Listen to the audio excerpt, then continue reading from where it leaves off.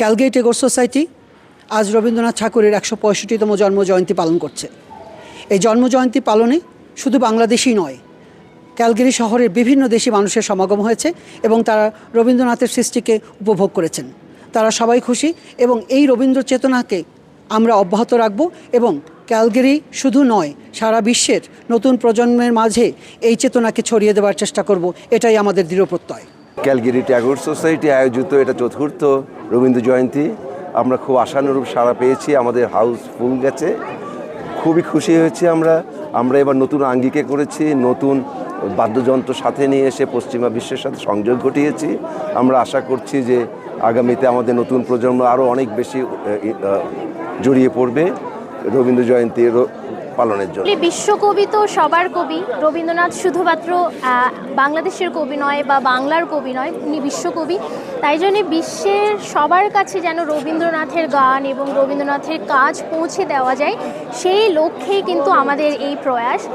যার জন্য এবার আমাদের নতুনত্ব ছিল যে আমরা কেনেডিয়ান লোকাল শিল্পীদের সঙ্গে কাজ করেছি এবং তাদের সাথে একটা কোলাবোরেটিভ প্রজেক্টের মধ্য দিয়ে আমরা নতুন কিছু করবার চেষ্টা করেছি, যাতে করে এই যে নতুনভাবে সঙ্গীত আয়োজন এখানকার শিল্পীদের নিয়ে এই রবীন্দ্রনাথের গান আমরা নতুন প্রজন্মের কাছে, ভবিষ্যৎ প্রজন্মের কাছে এবং আগামীতে যেন বিশ্বের দরবারে পৌঁছে যায় রবীন্দ্রনাথের কাজ, সেই প্রয়াসে আজকে আমাদের এই পরিবেশনা। তো আশা করি যে এরকমভাবে কাজগুলো আমরা ভবিষ্যতেও করতে পারবো আর নতুন নতুন উপস্থাপনা সবাইকে উপহার দিতে পারবো। সবার শুভকামনা আমাদের জন্য অসংখ্য প্রয়োজনীয়। It was just a real pleasure for me to have an opportunity to feel like I could be a part of the Bengali community here, learning the music, learning more about a Nobel laureate of your country, but mostly just feeling like I could learn so much from these musicians and from this beautiful music.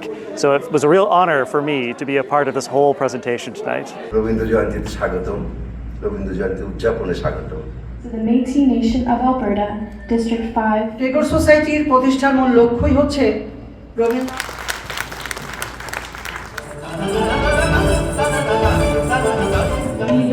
জনগণ পুঞ্জ ছায়ায়